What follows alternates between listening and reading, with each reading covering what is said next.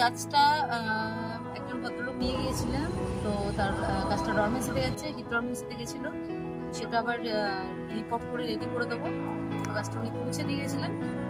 আমি ঘন্টালাম এখানে 3বার তুলে যে দেখতে পাচ্ছেন এখানে 3বার হয়ে গেছে।